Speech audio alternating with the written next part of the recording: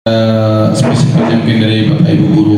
Selain mereka yang memang kerja kerasnya kan ada di Bapak Ibu guru itu, di lapangannya Bapak Ibu guru ini sebenarnya. Terima kasih. Bismillahirrahmanirrahim. Assalamualaikum warahmatullahi wabarakatuh. Pak mendengarkan presentasi dari sekolah ini luar biasa, terutama prestasi dan bagaimana penerapan kurikulum merdeka ini, karena mungkin udah tahap 1 ya. Pertama mungkin yang kami ini kan baru mulai Pak, banyak hal terutama berkaitan dengan ke depan, termasuk saya ke kelas ya. Kami masih pakai kelas 10 1 di sini sudah R atau E ya. Ya, jadi E1, jadi mungkin E1 itu kelas kalau dulu 10-1 gitu ya. Ya, itu juga. Nah ini kan bagi kami ini satu informasi baru lah, karena kami masih pakai 10-1, 10-2 gitu. Nah ini baru, jadi E1, jadi kelas E2 ini nanti 1 masihnya. Kemudian mengenai pembelajaran nih Pak, secara umum lah, pelaksanaan profil pelajar sila P5-nya ini kan di beberapa sistem ya, proses pengatur jadwal lah gitu. Ada sistemnya, sistem mingguan, sistem harian, sistem bulanan, misalnya seperti itu. Nah kami juga ingin sharing kalau di SMA setelah ini sistemnya pembelajaran itu yang mana, bukan berarti ini mungkin semua sistem itu bagus, tapi paling tidak yang kira-kira bisa memfasilitasi gitu. Karena mungkin dari banyak sistem dengan kondisi masing-masing sekolah kan karakteristiknya beda, tapi bagaimana meramu itu. Nah untuk mengetahui sistem kalau di SMA Tulungagung bagaimana sistemnya. Kemudian mengenai ya, karena baru selesai PTS kemarin, kita bagi buat apa ya, format form PTS saja, rapor kemudian ini juga kami masih belajar, masih mencari formula ini. Mungkin nanti kami ingin tahu juga bagaimana paling tidak yang digunakan di sini. Nah termasuk nanti tentu harapan kami adalah bagaimana implementasi sebenarnya untuk proses pembelajaran di kelas dengan materi-materi yang ada. Dan juga kami ingin tahu juga nanti masalah kelas 11 ini, karena tidak ada penjurusan ini, mungkin peminat mereka yang memilih tadi Pak, pelajaran-pelajaran yang memilih mereka di kelas 11 nanti. Nah gimana itu anak-anak ini diberikan alternatif atau solusi-solusinya, karena ini yang kami juga masih mencari formula gitu, karena kita sama ini masih terngiang-ngiang pakai ya penjurusan gitu. Sementara ini anak, misalkan saya berandai saja dalam bayangan saya, kalau anak nanti bisa kita beri kebebasan untuk milih, tahu misalkan dari pelajaran eksak lah, yang selama ini kalau di sekolah kami yang ditemukan itu kan eksak gitu. Tahu tidak ada anak yang milih nanti. Gimana saya nasib guru dalam tanda petik kalau nanti eksak ada yang milih Pak, karena gurunya seorang ini anak, saya tidak suka, bukan tidak suka pelajaran, tidak suka gurunya, tidak suka pelajarannya. Nah nanti ada yang milih, kan? Ini mungkin bagaimana nasibnya. Nah bagaimana sulit. Jadi banyak hal secara umum, hal seperti itu yang akan kami tahu yang lebih detail. Mungkin nanti Bapak Ibu guru juga akan banyak berdiskusi. Mungkin itu Pak Nur yang kami sampaikan. Mudah-mudahan ada beberapa hal yang bisa diberikan gambaran kepada kami berkaitan dengan proses-proses seperti itu. Dan termasuk waktu belajar mungkin bagaimana dengan sistem di sini juga ingin kami ketahui. Begitu. Terima kasih. Bila taufiq, assalamualaikum warahmatullahi wabarakatuh. Terima kasih Pak Dimani ya. Jadi yang pertama itu ya, tadi ada pertanyaannya profil pelajar Pancasila, penguatan profilnya ya, nanti dijelaskan oleh Bu ini ya. Dan memang kita ini pembelajarannya tadi ya, kami menguatkan itu di pembelajaran juga dengan pembelajaran tematik integratif kolaboratif. Yang kedua tadi pemilihan rapor ya di kelas 11. Memang Lembang ini adalah salah satu sekolah yang memang mempersulit diri ya. Kenapa saya katakan mempersulit diri? Karena kita bebaskan kepada anak-anak untuk memilih ya. Kalau banyak sekolah yang memang sudah dipaket ya. Jadi dipaketnya bagaimana? Ya, kelas 10 misalnya Bapak itu 6 kelas ya. Kelas 10 6 kelas ya. 6 kelas, maka paketnya kelas misalnya 10-1 atau S1 paketnya ini pelajarannya, 10-2, banyak seperti itu sekolah-sekolah seperti. Kalau kita dibebaskan ya, silahkan Anda disuruh memilih dari pelajaran ya, kita sajikan pelajarannya, tapi memilih itu juga berdasarkan kajian dulu. Jadi kita selain juga psikotes ya sebagai dasar untuk mengkajinya, dasar datanya, juga kita melakukan assessment, ya, yang disebut assessment namanya adalah reasset. Ya, reasset ini adalah lebih ke bagaimana nanti anak itu kecenderungan bekerjanya di mana. Ya, jadi dengan instrumen itu, dengan mengisi instrumen itu, oh anak ini kecenderungannya akan jadi ini, anak ini kecenderungan jadi ini, anak ini kecenderungan ini. Nah dari sana nanti muncullah pilihan mata pelajaran apa yang harus dipilih oleh anak tersebut. Ya. Nah setelah itu dibebaskan, maka muncullah kelompok-kelompok ini sama dengan Bapak juga. Ya. Biologi, di sini biologi yang senangnya, dengan sosiologi itu hampir 9 kelas, padahal gurunya nggak ada. Ya. Sosiologi hampir juga sama, ya, jadi hampir ekonomi dan sebagainya hanya 2 kelas dan sebagainya. Tapi itu perlu diarahkan oleh kita. Artinya begini, kita juga tidak langsung bisa menjudge kamu kesini dan sebagainya, tetapi kita analisis, ya, analisis berdasarkan tadi hasil psikotes. Ya, apakah anak mampu nggak masuk ke sana? Ya, juga bagaimana siasatnya supaya fisika juga kimianya bisa bisa juga ya terpilihkan oleh anak. Ya. Itu kita juga adakan semacam tes ya ke anak untuk tes penempatan itu. Selain itu juga kita ngobrol dengan orang tuanya, kita panggil orang tuanya, sehingga nanti ya ketika anak kita ada kecenderungan, misalnya walaupun dia biologi ininya, tetapi ada kecenderungan fisikanya juga bagus, kita masukkan ke sana atau kimianya di sana. Kita juga tidak bisa walaupun dengan membebaskan 100% anak untuk memilih, kita juga tidak bisa, kita sesuaikan juga dengan sumber dayanya, ya. Tetapi sebagian besar kita fasilitasi. Memang untuk ya memfasilitasi ini kita juga perlu hampir 2 minggu atau 3 minggu, ya.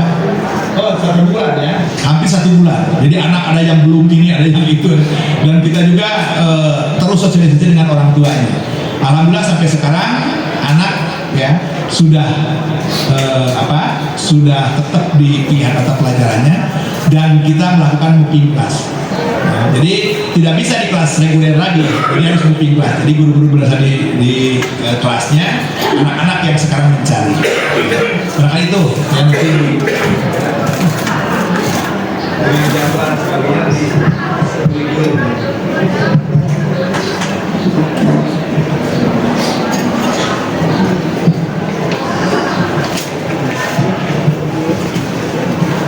ini mungkin salah satu solusi yang nanti mungkin bisa diterapkan di sekolah kami di sana. Yang pertama mengenai moving class. Moving class itu tadi saya lihat dari lab semuanya juga sudah digunakan ya Ibu ya di sini ya. Jadi mungkin sama halnya kalau di sana juga nanti keterbatasan juga fasilitas ataupun tempat belajarnya itu yang kami perlu pikirkan. Nah, apakah nanti di kelas tadi itu dalam moving class di situ tertulis kelompok mapelnya atau gimana, nanti kami mohon untuk dijelaskan lebih detailnya.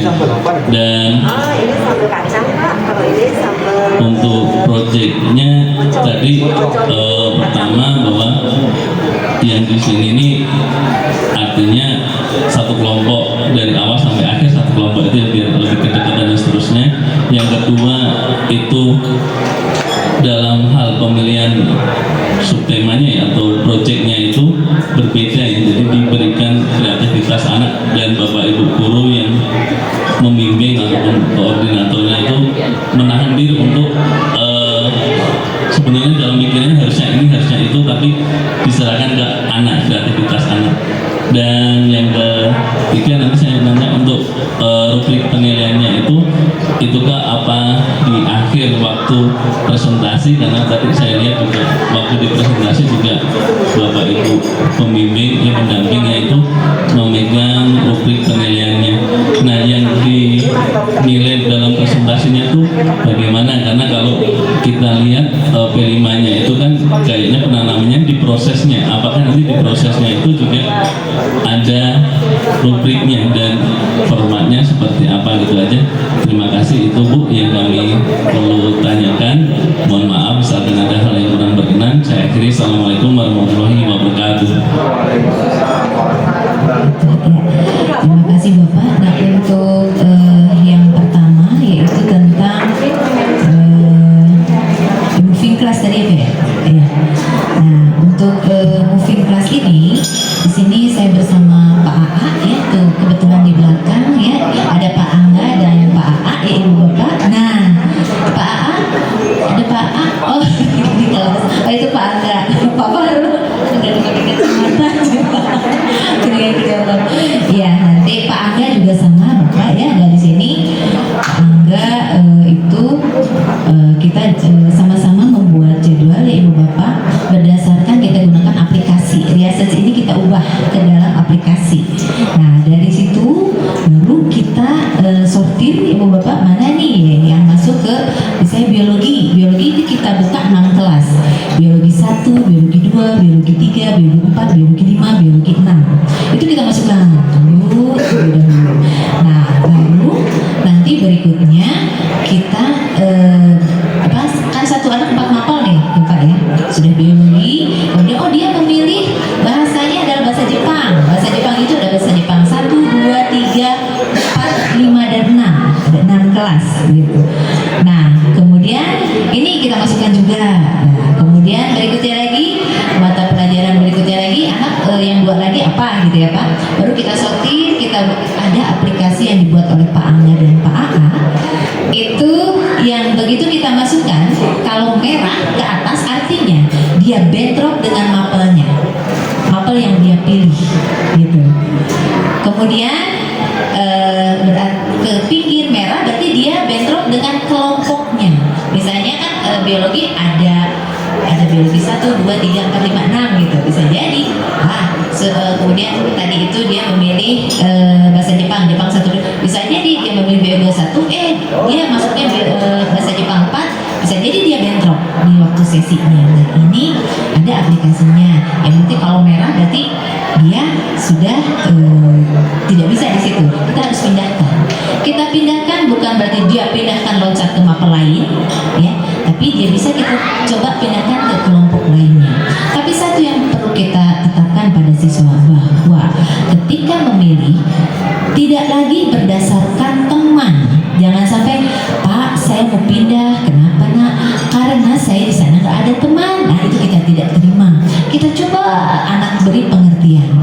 Yang penting adalah mapelnya, nah dan bukan gurunya juga, gitu. Nah itu. Jadi nanti begitu biologi 1 siswanya ini ada langsung. Biologi 2 kelasnya apa? Ini langsung. Absennya ada. Gitu. Jadi kemudian Pak Angga kemarin sudah membagikan langsung melalui PDF. Ini PDF mapel pilihan. Jadi siswa bisa lihat, oh aku ada di kelas fisika berapa, aku ada di bahasa Korea berapa, aku ada di geografi berapa, gitu sudah ada. Gitu. Nah di SMA ada sekolah lain Ibu Bapak, mereka langsung saja dipampang semua. Biologi itu bisa 1, 2, 3, matematika itu 1, 2, 3, 4, 5, 6. Siswa suruh milih sendiri. Dan itu kelemahannya adalah mungkin hampir 2 bulan sampai sekarang mungkin belum selesai Pak. Kemudian tahu-tahu misalnya di kelas itu sudah ada namanya ini, tahu-tahu 40 orang misalnya, tahu-tahu ada penghuni baru gitu ya, jadi 41 ada 42. Nah itu karena kita tidak kunci. Nah jadi tiap ini sudah ada sesi 1 biologi 1 siapa, biologi 2 siapa dan sebagainya. Kemudian untuk penilaian, nah penilaian itu kita mulai dari perencanaan, kemudian pelaksanaan dan proses akhir. Jadi pas perencanaan itu kita ada menilai itu di LKPD 1. Anak mulai merancang, mulai mengamati, mulai menemukan ide, mulai menentukan. Seperti itu Pak. Jadi kita mulai main contreng-contreng ini Pak. Nah, nama siswanya siapa? Nih, kalau di kearifan lokal itu kebetulan kreatif itu dimensi kreatif dimensinya ada 2, maka ini yang kita contrengin. Atau kita bisa menggunakan angka gitu ya. Nah di sini skor 1, 2, 3, 4. Kalau 1 belum berkembang,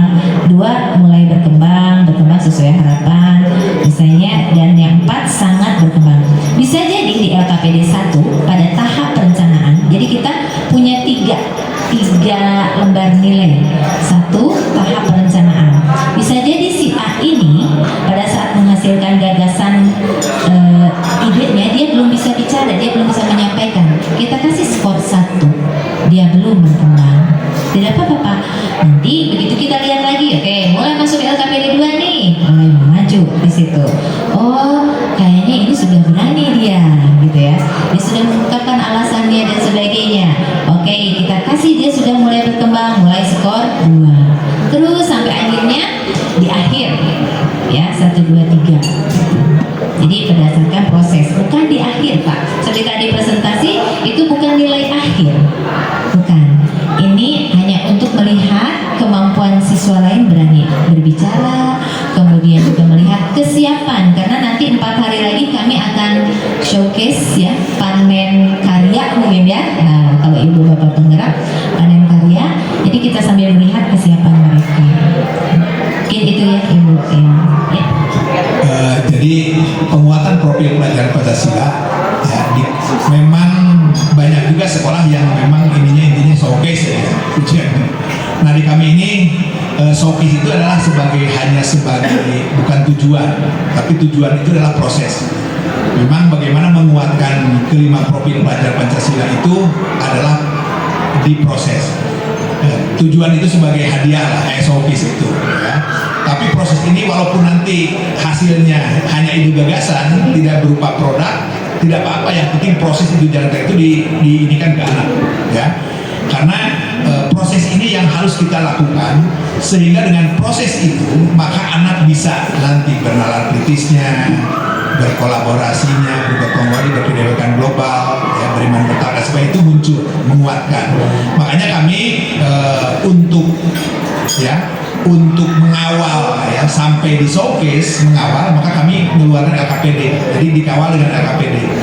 Karena LKPD ini yang membuat proses ini bisa berjalan dengan baik.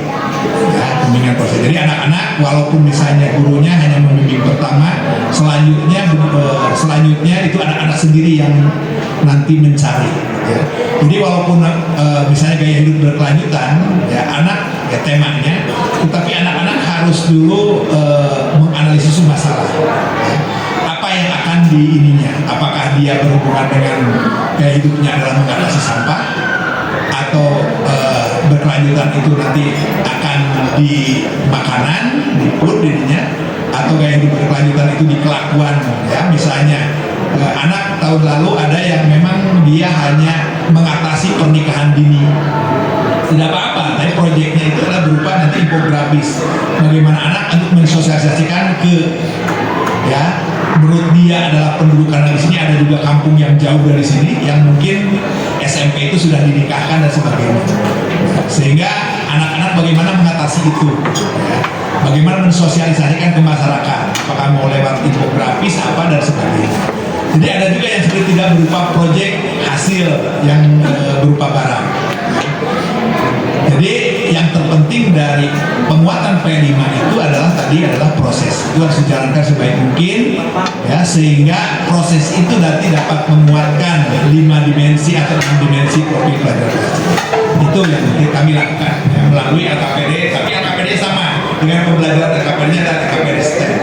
Karena dengan LKPD STEM ya, menurut kami itu adalah dilatihkan kepada anak bagaimana anak aware terhadap masalah, lagi masalah lingkungan, masalah ekonomi, masalah sosial.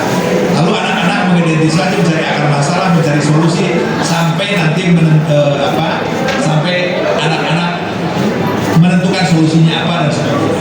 Itu yang memang dilatihkan kepada anak. Ada lagi? Ya, maaf.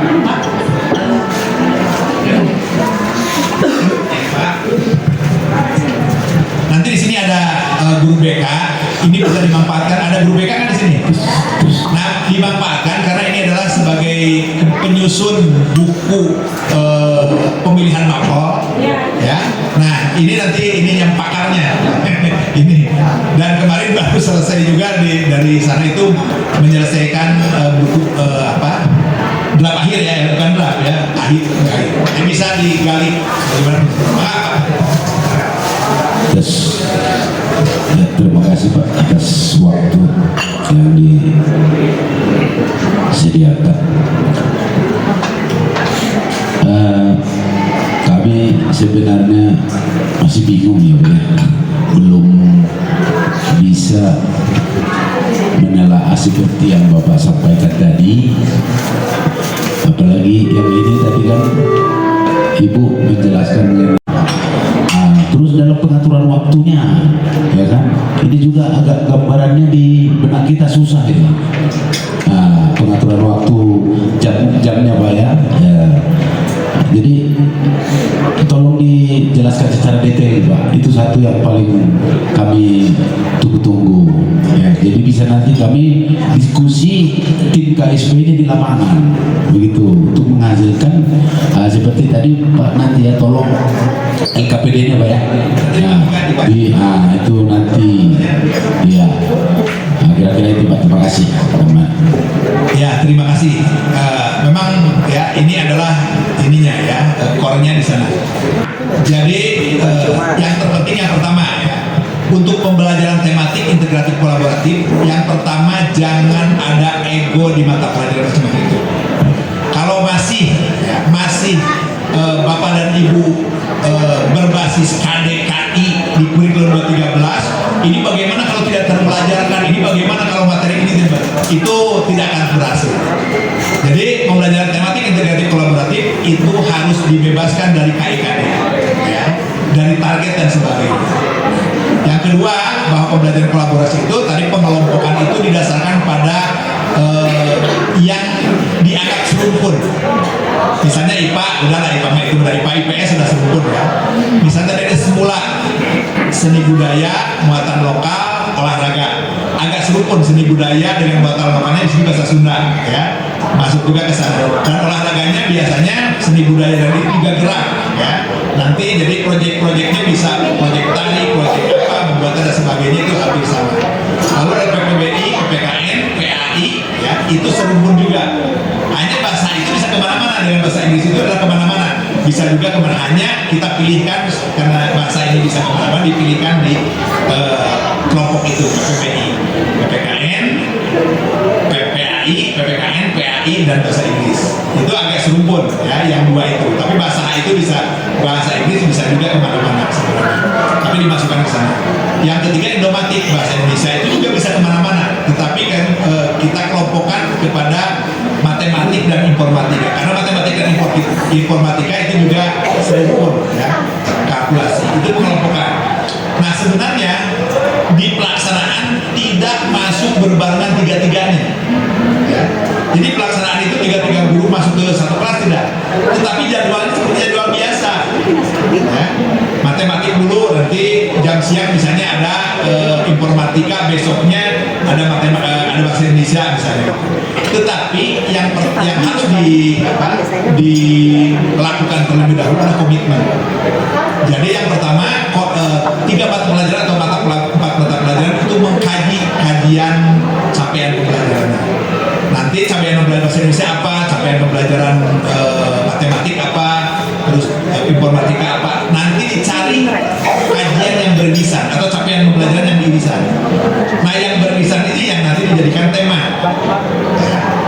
Nah lalu tema ini dibuat mulai dari ATP, dibuat tujuan pembelajarannya, tujuan pembelajarannya, ATP-nya, modul ajar, assessment, sampai LKPD kita buat. Nah itulah yang disepakati bersama.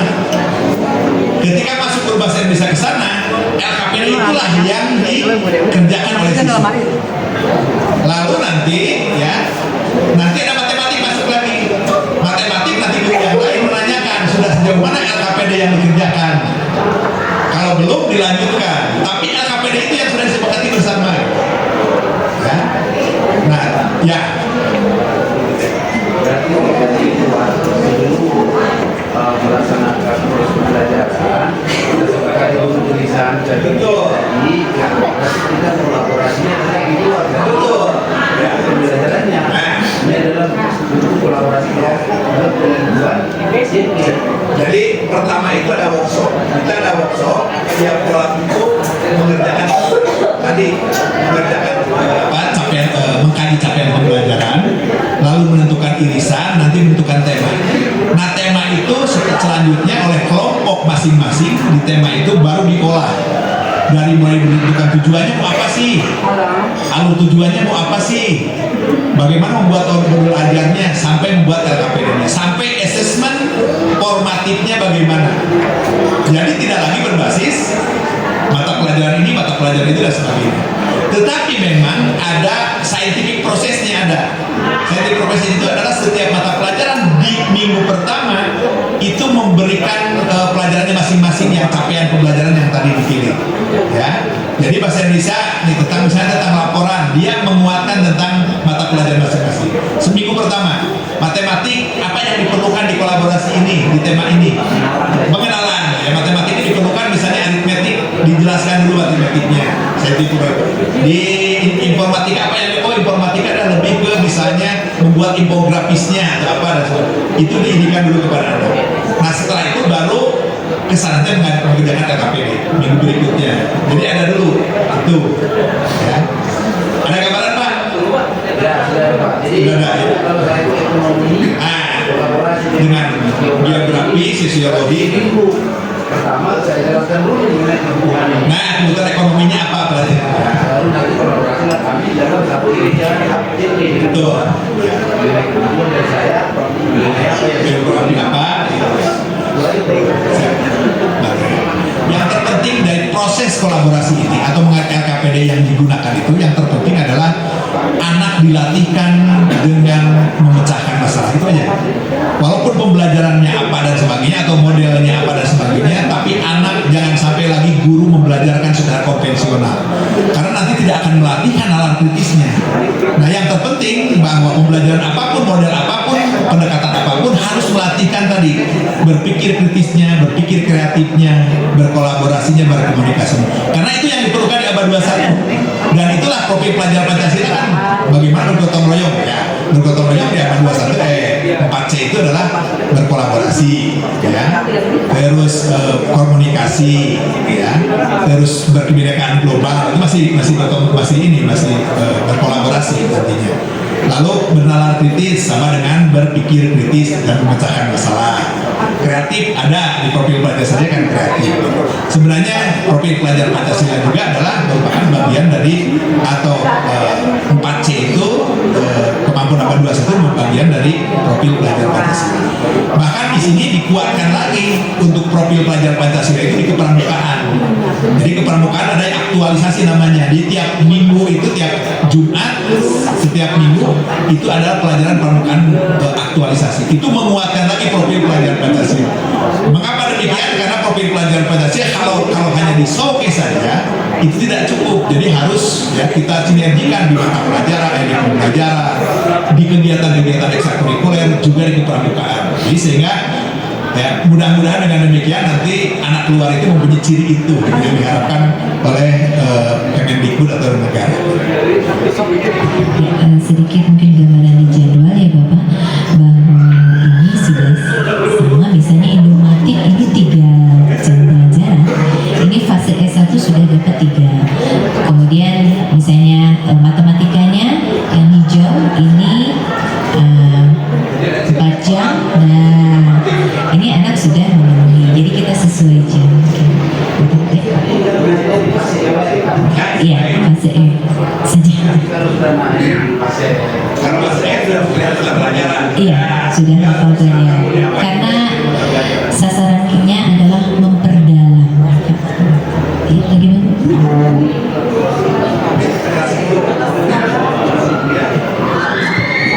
Nah, tapi ini nanti tambahan dulu. Kelas 11 nanti kolaborasinya dipersempit. Kalau kelas 10 tiap mata pelajaran ini. Kalau kelas 11 kolaborasinya nanti setelah capaian pelajaran di mata pelajaran tertentu, ya nanti ada kolaborasinya. Jadi dipersempit. Nah, melatih dari 4C itu kan. Sudah mata pelajaran. Terima kasih Bapak. Saya terkesan ketika masuk kelas, apa yang dibuat siswa itu saya lihat sederhana, sangat sederhana. Tetapi penjelasan globalnya sangat sangat runtut, mulai dari basis data, kemudian pengolahannya, pembuatannya dan sebagainya. Itu sangat luas. Saya melihat dari tadi, apa kok bisa seperti ini? Kemudian saya mendapatkan penjelasan sedikit dari tadi. Saya pikir kuncinya dalam LKPD. Saya yakin LKPD yang ada di sini ketika membuat sebuah proyek itu sangat runtut, sehingga penerapan pada siswa itu dapat dipahami dengan jelas. Kemudian yang ingin saya tanyakan, yang pertama, dalam membuat LKPD itu tentu saja kolaborasi antara mata pelajaran sehingga begitu bagus. Kemudian penilaiannya bagaimana Bapak supaya itu sama-sama, penilaiannya sama-sama. Kemudian LKPD itu penilaiannya bagaimana? Terima kasih Bapak. Itu yang ingin saya tanya. Jadi begini, memang ada penilaiannya itu berbasis proses ya. Jadi ketika LKPD, ketika anak-anak mengisi LKPD, itu setiap guru itu dikasih rubrik untuk penilaian, ya. Kolaborasi tadi kan Ibu sudah kolaborasinya bagaimana, ya. Nanti berpikir kritisnya bagaimana, ini dan bagaimana bisa dilihat, ya. Sampai nanti presentasi. Nah di akhir Bapak dan Ibu yang terpenting di akhir, misalnya Bapak dan Ibu suka melakukan penilaian tengah semester ya, kami dilakukan itu yang disebut asesmen tengah semester ya, asesmen sumatif tengah semester. Nah kenapa itu? Nah di asesmen tengah semester kita tidak lakukan asesmen yang jauh berbeda dari LKPD. Misalnya LKPD mengerjakannya tiap hari LKPD, tetapi asesmennya jadi berbasis mata pelajaran lagi atau apa, atau berbasis konten. Tidak. Kami di kelas di kelas 10 untuk di kelas 10 kami berikan setiap kolaborasi tadi 5 kolaborasi itu, misalnya kolaborasi Indomatic. Di sana itu ada ada artikel dulu, disajikan artikel yang berhubungan dengan Indomatic tadi. Nanti kesananya mengerjakan LKPD. Ya. Kalau biasanya kan dia berbasis ke lapangan, ya, melihat ini disajikan artikel tentang masalah kehidupan, masalah lingkungan atau masalah sosial atau masalah ekonomi. Lalu di sananya sesi pertama dia mengerjakan LKPD 1 dari artikel tersebut. Sesi kedua nanti mengerjakan LKPD 2. Sesi ketiga mengerjakan LKPD. Jadi sehari itu ya itu mengerjakan satu kolaborasi. Sehingga anak-anak, oh kalau demikian maka saya tidak boleh lagi nanti ketika belajar berkolaborasi tidak boleh lagi tidak ikut. Misalnya ada yang tidak ikut ya, karena dia sendiri-sendiri nanti mengerjakannya tidak ketika asesmen sumatif mengerjakannya tidak berkelompok sendiri-sendiri ya. Berarti saya harus bagaimana nanti? Nah, ingin memberikan pembelajaran kepada anak bahwa ketika kolaborasi anak-anak tidak menyepelekan. Anak-anak harus berketerima, anak-anak harus ikut mengeksplorasi, anak-anak ikut presentasi dan sebagainya. Itu yang dilakukan. Jadi tetapi hari pertama misalnya kolaborasi Indomatic sama itu. Hari kedua kolaborasi IPA, misalnya ibu IPA dalam kehidupan sehari-hari ya, dikasih artikel ya. Lalu nanti mengerjakannya seperti itu. Nah, di kelas 11 dan 12, di kelas 11 dan 12, kelas 11 itu tidak boleh sekarang itu kita sedang mencoba soal-soalnya di soal-soal yang seperti asesmen nasional atau soal-soal PISA. Karena nanti ke perguruan tinggi akan seperti itu. Nah, mengapa harus soal seperti ini? Soalnya tidak soal ABCD, soalnya adalah dia menulis soalnya ini, membaca, menulis, mengerjakan dan sebagainya. Mengapa demikian? Karena kuncinya mengerjakan soal SNPTN nanti harus tahan baca. Kalau anak tidak dibiasakan membaca seperti itu, nanti tidak tahan baca, baru juga membaca atasnya sudah ngantuk dan sebagainya. Jadi dilatih sekarang itu. Jadi setiap tesnya itu dilatih seperti itu. Ya, nalar kritis, ya,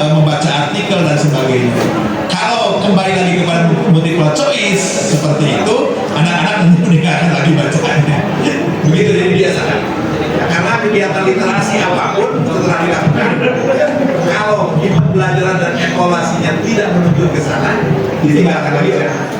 Makanya biasakan seperti itu. Ya, sedikit menambahkan Bapak ya. Jadi setiap LKPD selalu kami sertakan terlebih dulu artikel terkait tema yang akan kita bahas. Begitu.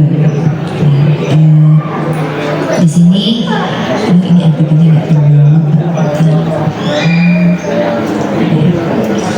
Nah, untuk yang misalnya saja kemarin itu tentang berselancar menapaki perekonomian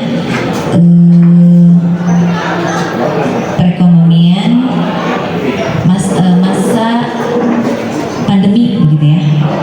Nah, kemudian ketika kita sajikan artikel tentang terkait perekonomian, kita boleh ngambil dari mana pun begitu. Kemudian dari situ baru kita ajak anak untuk mengamati ada apa dalam teks tersebut gitu. Informasi penting apa sih yang ada di teks tersebut, mau tidak mau anak harus baca. Kita ada di LKPD 1. Kemudian berikutnya lagi, kira-kira hal apa yang paling banyak dibahas, kenapa hal tersebut bisa terjadi dan sebagainya, nah, di mana, kapan dan sebagainya. Nah, terkait tersebut itu muncul penilaian untuk bahasa Indonesia karena terkait dengan observasi di situ Pak, menentukan tema, menentukan informasi, menentukan gagasan ide, itu ada di bahasa Indonesia. Kemudian masuk ke LKPD 2. Nah, ketika LKPD 2 berdasarkan apa yang telah Ananda baca, Ananda temukan ya, maka kemukakan permasalahan apa yang ada ya di sekitar sekolah, sekitar tempat tinggal Ananda, atau apa yang pernah Ananda alami terkait dengan tema tersebut. Misalnya, oh iya Bu, nah ini yang berselancar. Kemudian Matematiknya, grafik,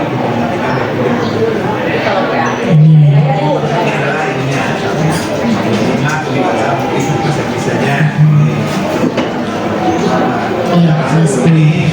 Kita latihnya di kelas 10.